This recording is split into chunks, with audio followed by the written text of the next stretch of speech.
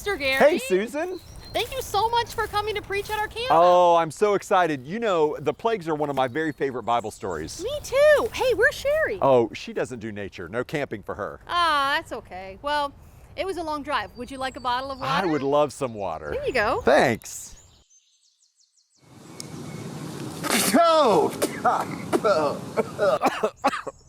Oh, what happened to this water? Oh, no.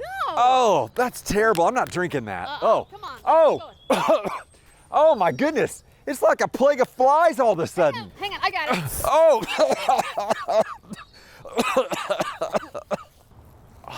But Pastor Gary, what is on your hand?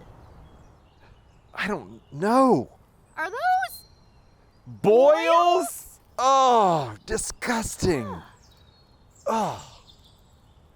Susan, I'm really starting to rethink my favorite Bible story. No wonder Sherry doesn't like nature. I'm sorry. Don't worry about it. I mean, what else could go wrong? Pastor Gary, it's me, Princess Beatrice. Would you like some sweet tea?